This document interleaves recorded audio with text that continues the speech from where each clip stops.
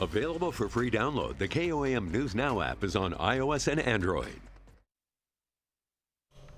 Now at 9, a new childhood learning center holds a ribbon cutting in Neodesha, Kansas. Plus, Kansas City University students clean up around Joplin as part of the We Care program. And the ongoing investigation into the planned attacks at Taylor Swift's Vienna concerts leads officials to another extremist sympathizer. I'm CB Cotton in New York. I'll have that story coming up.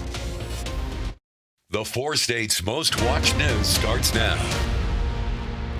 This is KOAM News at 9 on Fox 14. I'm Anthony Saviello. There was a ribbon cutting held today, for the Early Learning Center grand opening in Neodesha. This is KOAM News at 9 on Fox 14. I'm Anthony Saviello. The new Early Learning Center will address the childcare desert in Kansas. KOAM's Melissa Alexis has more.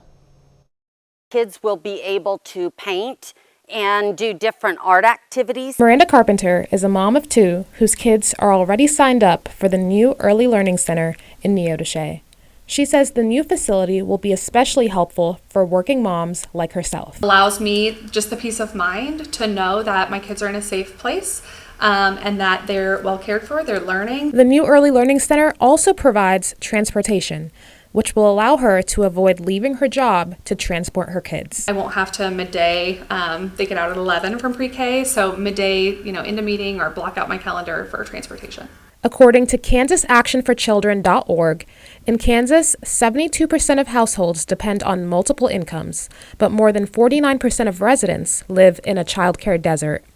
The superintendent of the Early Learning Center, Juanita Erickson, looks forward to making childcare more accessible to families in the community. It opens up lots of slots for kids here in Wilson County. In addition to childcare, this program will provide education for early ages.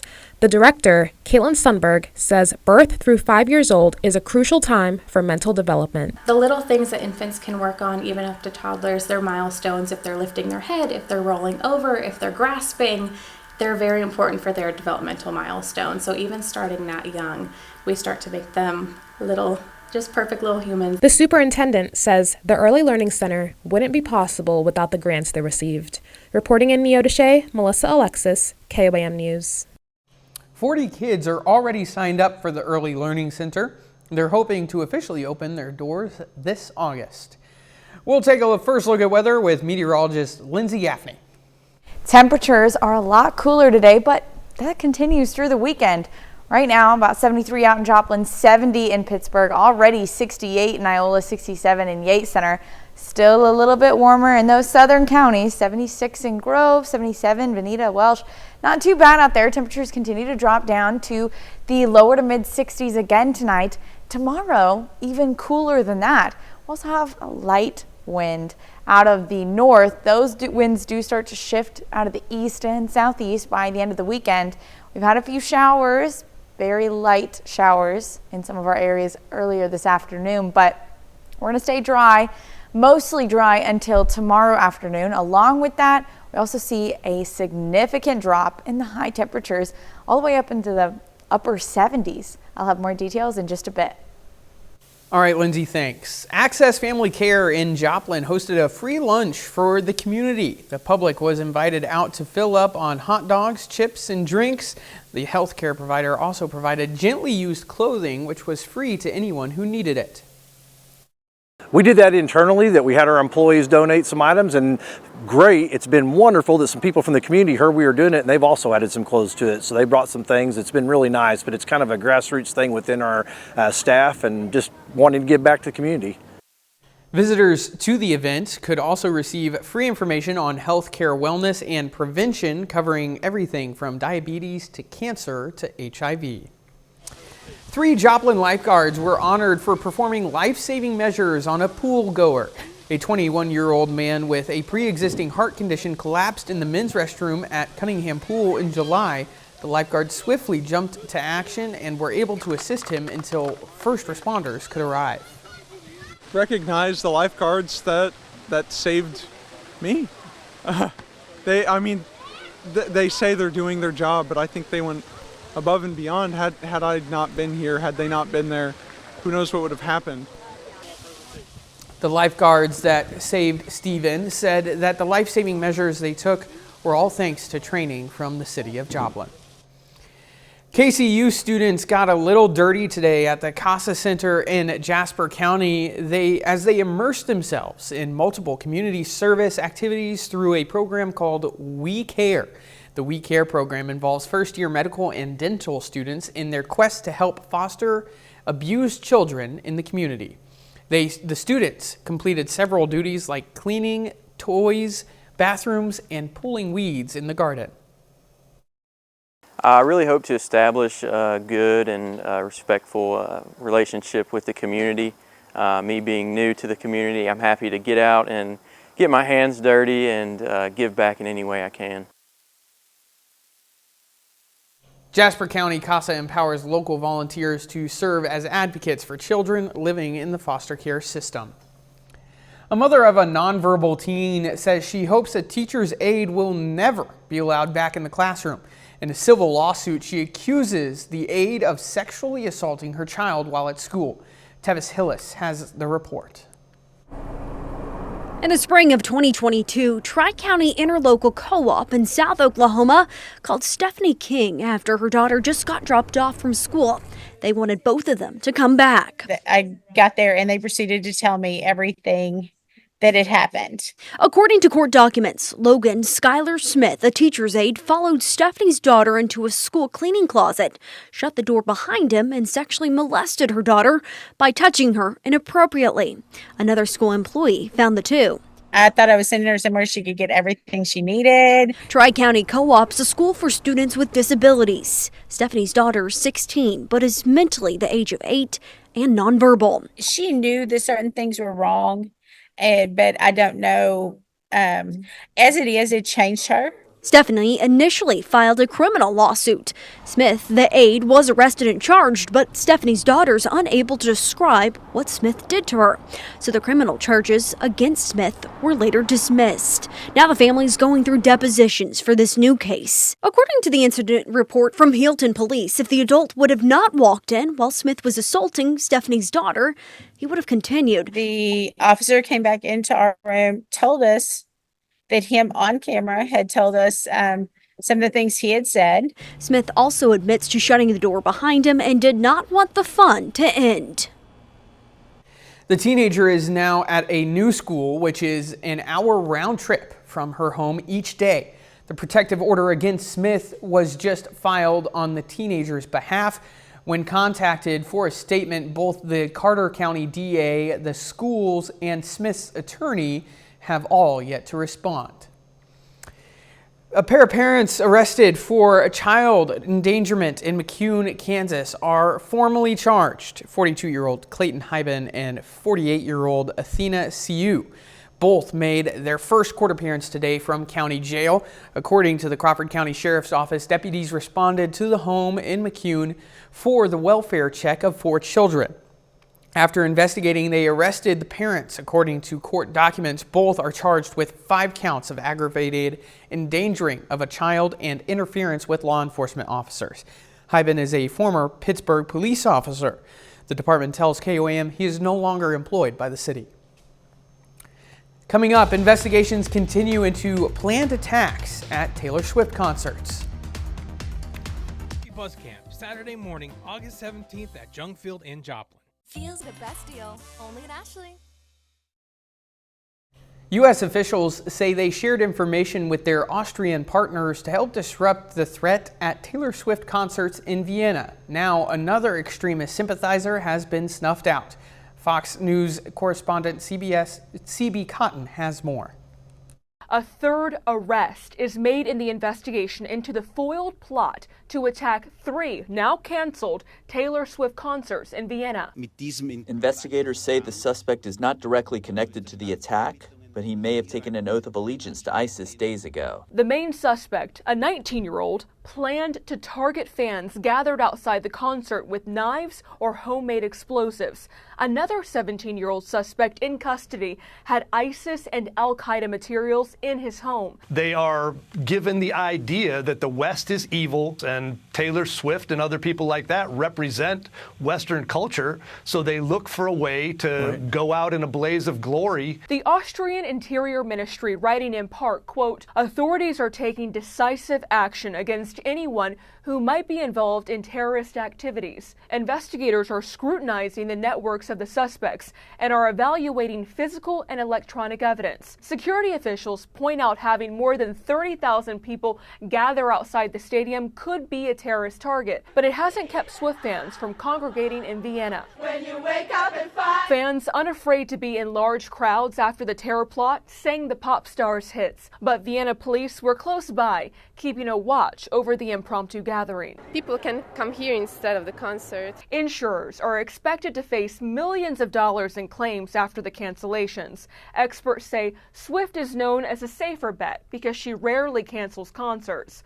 Overall, the Eras Tour is expected to generate nearly $2 billion in ticket sales. In New York, CB Cotton, Fox News. Lindsay is next with a complete look at the forecast, and later, why fewer Americans have been going to theme parks this year.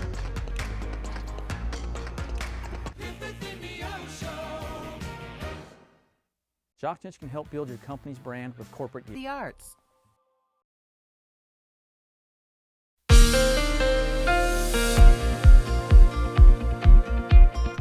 These cooler temperatures kind of trick you into thinking fall's already here. We're seeing weekend temperatures in the low 80s. Today, we only got up to low 80s. Taking a look outside downtown Joplin from the Cornell Arts and Entertainment Complex. It was a bit cloudier this afternoon. We also had a few showers earlier today as well. Not heavy rain, but they did drop a little sprinkle, a little drizzle, and then they moved out of our area.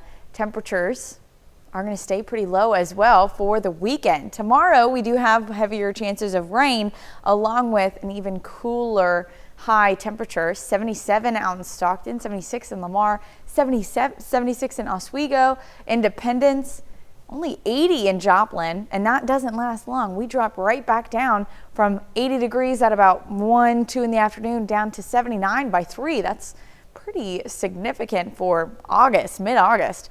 Temperatures in the southern counties still getting up to about 83, 84, but high temperatures are not going to be that high, and they don't last long. Like I said, by 3:41 tomorrow, forecasted to get back down to 77. Usually we're seeing those temperatures last well into the afternoon, 5, 6 p.m. Then we move into Sunday, about the same, but looks like those temperatures flip-flopped a little bit. 77 out in Welsh, 76 in Nowata, 79 in Jay. So cooler down in those southern counties and warmer in the northeast. 86 in Stockton, 85 in Nevada, 82 out in Joplin and Pittsburgh. So we do see cooler temperatures. Unfortunately, after Sunday, they do start to rise right back up into the upper 80s and low 90s. We also have rain chances this weekend, and that is significant. We definitely need the rain. We've been on a dry spell for quite some time. This got updated on Thursday, so we had mostly just dry conditions across the region, which isn't a drought, but it is inching towards those drought conditions. But as you can see, as it got updated on Thursday, the moderate conditions have started to creep back into Kansas and even in Oklahoma as well. Most of us are still all right, especially after we see those rain chances this weekend. So we had those rain showers a little bit earlier. Few isolated showers Saturday afternoon. It's not going to be heavy rain. We don't see that heavy rain until we get into Sunday. That you can see those scattered showers across most of the day, starting in the early morning and continuing until the mid-afternoon. We can look at those future track as well. So clouds roll in early morning on Saturday. And then we see those scattered, isolated showers, very light, not seeing a ton of heavy accumulation of rain. Then we move into the afternoon, about 2 p.m. You can start to see Parsons, Pittsburgh, Joplin, Webb City, Carthage, Carl Junction, all of those areas getting some of those rain showers. They clear on out pretty early, though, about 4 p.m. We have a nice afternoon, and then we move into Sunday. heavier rain and possibly isolated thunderstorms as well. You can start to see where some of these heavier spots of rain are popping up. Those continue well into the day. We're going to see most of our accumulation on Sunday, but that doesn't end there. We also have more chances of rain as we get into the week. But you can see by Monday morning, 7 a.m., most of us up to about an inch of rain, and then temperatures do start to warm right back up. 87 on Monday, 92 on Tuesday, 97 on Wednesday, and then those rain chances do start to taper off. We see just mild mid 90 degree weather and sunny skies for the rest of the forecast. All right, Lindsay, thanks. Coming up, how to keep your kids safe as the school year approaches. First Aid Hero today. Secure our world. Some customers of Cash App, the mobile payment transfer system, could receive as much as $2,500 thanks to a legal settlement. Lawsuits were filed against Cash App when a former employee of Cash App gained access to customer data without permission. Plaintiffs also say Cash App and parent company Block failed to properly handle complaints on the breaches. Cash App and Block settled complaints for $15 million and deny wrongdoing. Customers must have accounts from August 2018 through August 2024. Involved customers should have received a mailed or emailed notice and can file up through November 18th.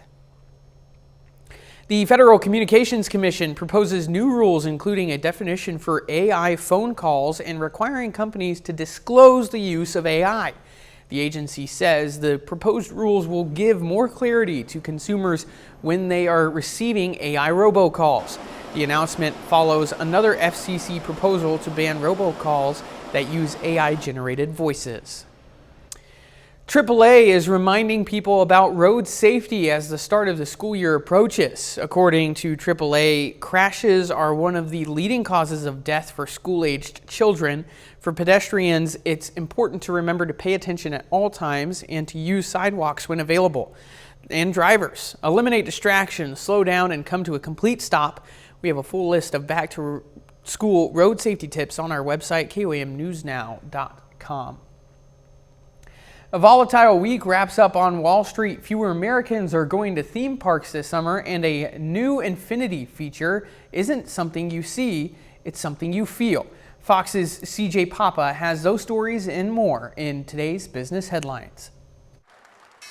A whirlwind week in the markets. The S&P 500 posting its best day since 2022 on Thursday as Wall Street clawed its way back from Monday's sell-off. This after a better-than-expected jobless claims report boosted investor confidence.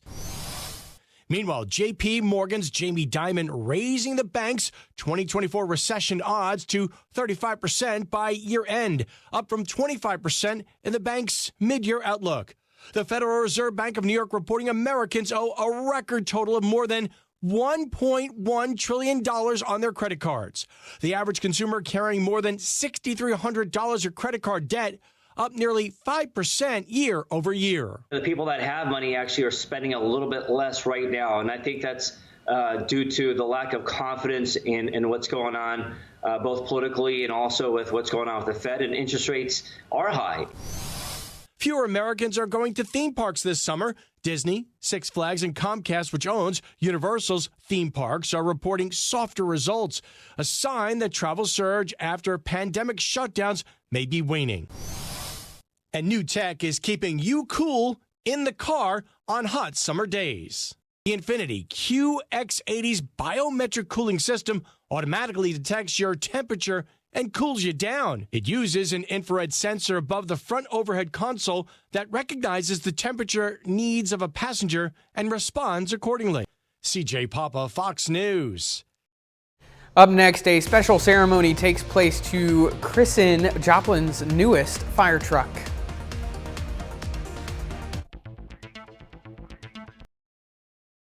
Firefighters and Joplin community members participated in a wet down ceremony this afternoon to celebrate a new pumper truck being added to their fleet. This tradition dates back to the late 1800s when firefighters used hoses to carry equipment to fires, followed by a washdown before the next call. The next truck or the new truck, a 2024 Pierce Velocity Pumper, has the ability to pump around 1,500 gallons of water in just 60 seconds. Funding for the new machine came from a public safety sales tax that voters approved in 2006. 30 more minutes of news, weather, and sports coming your way. Coming up, the conflict overseas continues as Israel launches a new operation. Tonight at 10:30. West of Seneca, Missouri. You're watching the 4 states' most watched news. This is KOAM News at 9 on Fox 14. I'm Anthony Saviello. As the 2024 presidential election approaches, both sides emphasize the importance of going out to vote in November. This time, members of the Republican National Committee appeared in Kashka, Minnesota on a Protect the Vote tour. Fox's Mary McGuire has more. Turn out the vote and protect the ballot. On Thursday night, RNC Chairman Michael Whatley, RNC Co-Chair Laura Trump, and former Florida Attorney General Pam Bondi appeared in Carver County on a Protect the Vote tour. And if you do see something, what do? Right? How do you report that in? How do you make sure that you flag it? They say the goal of the tour is to train election volunteers who will ensure the voting process is accurate and transparent, citing a recent case where they say a legal immigrant who was not eligible to vote in Minnesota received a ballot in the mail. The Secretary of State's office says they have not been provided with any evidence to support that claim, but will take necessary steps if they get it. Our cameras were not allowed inside the training session, but Whatley says the lesson will be about making sure election laws are enforced, not about intimidating voters. A huge part of being an effective observer is respecting the process, respecting the workers, and respecting the voters. The Minnesota Secretary of State's office calls the 2020 presidential election one of the most litigated elections in history and says although dozens of courts across the country reviewed claims of voter irregularities, none were ever proven. President Trump's daughter-in-law and RNC co-chair Laura Trump told us their team will respect the will of the voters come November if the election is fair. We believe when every legal vote is counted and only legal votes are counted, Donald Trump will win. But if we have a free, fair, and transparent election, we of course will respect the results. Missouri Senator Josh Hawley made his first stop in his kickoff tour in Webb City, Missouri this evening. Senator Hawley spoke to a crowd in front of the Route 66 Theater about his plans for his election campaign. The general election is November 5th. If you want to register to vote, there's still time to do so, with the general election occurring November 5th. Well, number one, close the border. I mean, we've got to get the border closed. Number two, we got to take on the prescription drug companies, the pharma companies, get the cost of prescription drugs down. We got to bring jobs back to this state and this country, reopen American energy production, and get the energy flowing again, get our farmers working again, get wages up. There's a tremendous amount to do because of the damage that's been done. Senator Hawley ran uncontested in the primary. He is set to face Democratic nominee Lucas Kunce and Libertarian nominee W.C. Young in November. Israeli troops are carrying out a new assault in the southern Gaza city of Khan Yunis. The military says it is targeting Hamas fighters who are believed to still be operating there despite repeated offensives. Meanwhile, Israel will send a negotiating team to next week's ceasefire talks. Fox News national correspondent Jeff Paul has the latest from Tel Aviv. As the U.S., Egypt, and Qatar push for Israel and Hamas to return to the negotiating table, Israeli forces launched a new assault in southern Gaza. The IDF says troops are targeting Hamas terrorists who are hiding out in the ruins of war-torn neighborhoods. An Israeli airstrike also killed a senior Hamas commander in the Lebanese port city of Sidon. The intensified fighting is once again pushing thousands in Khan Yunis to evacuate. We are tired of this life. By God, we are fed up. Death is better than this. As Israel braces for a major attack from Iran and its proxies, Hezbollah and Israeli forces continue to exchange fire. The ongoing fighting along the Israel-Lebanon border only further complicates efforts to de-escalate. Now it's a psychological war more than a normal war. It's just a psychological one. Nothing will happen, God willing. the war will not happen. Despite multiple reports indicating pressure from the U.S. is causing Iran to rethink its retaliatory attack on Israel, the Iranian Revolutionary Guard released new footage today of new cruise missiles. The White House says it's taking threats from Iran seriously and is committed to helping defend Israel. We're also working at the same time in the diplomatic space to try to de-escalate the tensions and to prevent any major escalation of the conflict there in the region. When it comes to this next round of negotiations, we know Israel has agreed to send a delegation next Thursday. However, Hamas is reportedly still studying the new proposal, but the White House says Qatar has assured them they'll work to get them there. In Tel Aviv, Israel, Jeff Paul, Fox News. A bit later, how higher delivery wages are affecting small businesses. But that does not mean the summer fun is stopping just yet. Connect to Culture and Spiva Center for the Arts.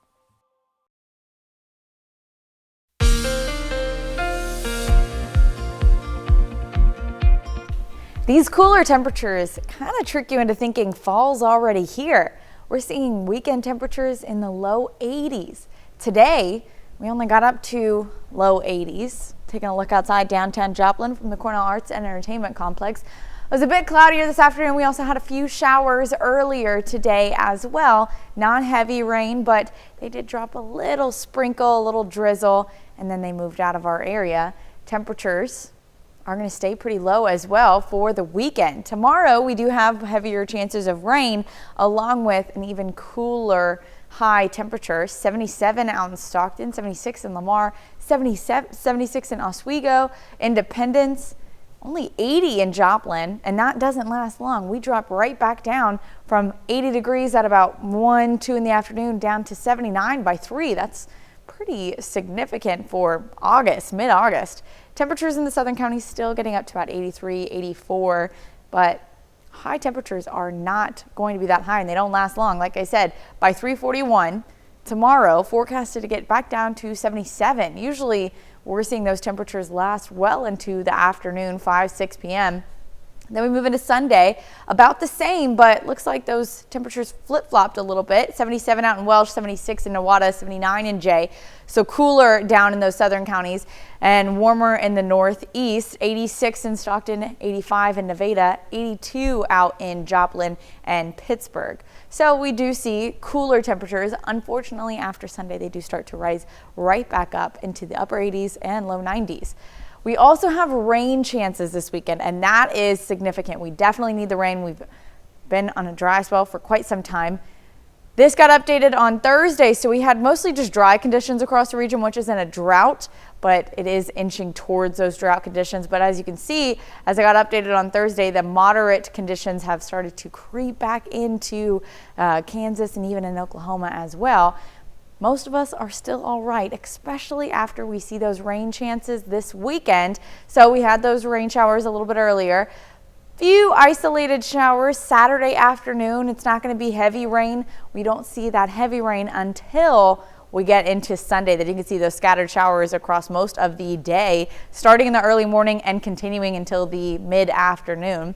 We can look at those future track as well. So clouds roll in early morning on Saturday. And then we see those scattered, isolated showers, very light, not seeing a ton of heavy accumulation of rain. Then we move into the afternoon, about 2 p.m. You can start to see Parsons, Pittsburgh, Joplin, Webb City, Carthage, Carl Junction, all of those areas getting some of those rain showers. They clear on out pretty early, though, about 4 p.m. We have a nice afternoon, and then we move into Sunday. Heavier rain and possibly isolated thunderstorms as well. You can start to see where some of these heavier spots of rain are popping up. Those continue well into the day. We're going to see most of our accumulation on Sunday, but that doesn't end there. We also have more chances of rain as we get into the week. But you can see by Monday morning, 7 a.m., most of us up to about an inch of rain, and then temperatures do start to warm right back up. 87 on Monday, 92 on Tuesday, 97 on Wednesday, and then those rain chances do start to taper off. We see just mild mid 90 degree weather and sunny skies for the rest of the forecast. All right, Lindsay, thanks. Coming up in sports, the Webb City Little League All-Stars look to punch their ticket to the Little League World Series.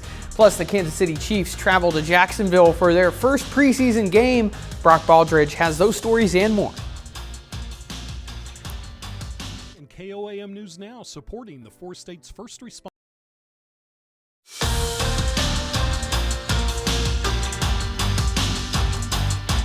The Webb City 12 and under Little League All-Stars have been battling all week in Whitestown, Indiana. This year's team has made it all the way to the Midwest Region Championship game, and a win tonight would secure Webb City's first trip to the Little League World Series since 2015. Now, Webb City playing in a rematch game against South Dakota, who they defeated on Wednesday in the semifinals, and it was a really tough performance tonight. South Dakota pitched very well in this game, and the Cardinal offense, well, they went cold. South Dakota beats Webb City 6-1, and they are on their way to the Little League World Series. Great season by the 12 and under All-Stars by Webb City, and their season, unfortunately, comes to an end. Well, it's been a long 6 months since the Kansas City Chiefs last prepared to play in a football game. The team is coming off of a Super Bowl 58 victory in overtime, and the Chiefs began their first step towards a three-peat with a preseason road contest against Jacksonville.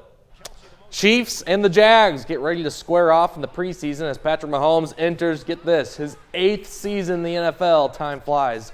Both Mahomes and Jacksonville quarterback Trevor Lawrence are each expected to start the game. Kickoff is scheduled for 6 p.m. tomorrow night. Chiefs head coach Andy Reid said earlier this week that he's going to play everyone. As far as the play time for this game, we'll go the ones for a quarter, just ones for a quarter, twos for the second quarter, threes the third quarter, and the fours for the fourth quarter. And we'll just keep it at that. All those young guys, I'd love to see how they compete. You know, the higher the draft picks, they're going to be in there in a little bit better competition. So want to see how they handle that. I'm extremely excited. I mean, obviously for me to go out there and play with these guys and showcase what we have the ability to do, but to learn from our mistakes too. I mean, you want to go out there and play for real and play against someone else. I'm tired of going against Spags and every defense known to man. And so I think just going out there, letting the guys play, make decisions under fire, and have them make those right decisions and learn from the mistakes after. Now, the Kansas City Royals and the St. Louis Cardinals meet for the second time this season. The Royals swept the Cardinals in their previous matchup in St. Louis. Now, both teams are in Kauffman Stadium tonight, with each club needing a win to stay in the playoff race. Well, it's another edition of the I-70 series between the Royals and Cardinals, and tonight has well lived up to the hype. We're in the 9th inning in this one. St. Louis currently leads Kansas City 6-5. Victor Scott hit a big go-ahead 2-run double in the 8th inning to give St. Louis the lead. Over to the Mid-American League tonight, the Joplin Outlaws are wrapping up their final regular season games of the year. Joplin faces the Sherman Shadowcats. This has been a back-and-forth game all night long, but it currently stands Sherman, who leads Joplin 8-6. A new treat at the Arizona Cardinals Stadium might be a touchdown for candy lovers. The football team announced the Cotton Candy Burrito, which will be available at all home games this year. The sugary treat is stuffed with ice cream as well as Fruity Pebbles, marshmallows, gummy bears, and to top it all off, how about wrapped in cotton candy? The Cotton Candy Burrito is one of more than 50 new food items debuting at State Farm this year. So I don't know about you, that looks like a big sugar rush. We'll see if sticks around for the rest of the year. Your dentist is not going to like you if you show up to the office and you're like, I had a cotton candy burrito. I don't think he did. I don't think Chipotle will be selling those. No, I don't think so. Thanks, Brock. We're back with more after this. Buzz Camp, Saturday morning, August 17th at Jung Field in Joplin. Restaurant owners in New York are speaking out about the impact minimum wage increases for delivery workers are having on their small businesses. It comes as many eateries are being hit with higher service fees in order to make up for the pay increases. Fox's Antoine Lewis has more. During the pandemic, Rincon Salvadoreno in Jamaica, Queens relied on delivery orders to stay in business. But owner Elena Bersena says an increase in delivery fees from third-party app-based services is now the threat. With New York City's minimum wage increase of nearly $20 an hour in full effect, companies like DoorDash are charging restaurants more to use their app for deliveries. As a small business owner, every pennies count for us. So the more fees, the less for us, and everything else has gone so much higher. DoorDash held a roundtable discussion Thursday with restaurant owners, delivery workers, and city and state officials to discuss the impact. It's impacting everyone. It's impacting consumers' pockets. It's impacting merchants, certainly Dashers. So everyone is feeling it. And that's why we want to work together with the city to find sort of solutions that we can all work together on to alleviate, these expenses that are hurting everybody's pockets. While the minimum wage increase is being welcomed by many, Lehio Alipa is executive director of Workers' Justice Project, which helped fight for the increase. What we did with the minimum pay law is make sure that workers don't have to depend solely on tips as their main source of income. And establishing a minimum pay is making sure and guaranteeing that a delivery driver is taking that risk on the road to make that delivery. However, some delivery drivers say they're still struggling because the new rules have created a reduction in delivery orders. I spent 40 hours. I would only be dashing 23 hours for the lack of work, and that's not good. Elena may create a prix-fixe menu specific for deliveries. Maybe I will need to make a special menu just for the platforms and consider different options. Coming up, a school district in Tulsa begins the school year with a tradition of love. 6th anniversary announcement, our biggest. In Oklahoma, the first day of school for students in one Tulsa district started with a beloved tradition. The annual Kiss Your Mom Goodbye Day features a big welcome party to the freshman class. Senior students swarm the cars, dropping off freshmen holding signs saying, "Kiss me, baby, one more time," and "Pucker up." The freshmen were left with no choice but to kiss their mom goodbye. It's really full circle because I remember whenever I was doing it, my older sister was cheering me on, and then now my little sister and little cousin are freshmen this year, so it's just really full circle and exciting. The senior class organizes the event and encourages every freshman to kiss their mom at drop-off. To be the first to see breaking news, weather, and sports, download the KOAM News app. It's available completely free of charge in the Apple App Store and the Google Play Store. Just search the KOAM News app. Why not? It's free. That's our time for tonight. Thanks for joining us. From all of us here at KOAM, have a great night.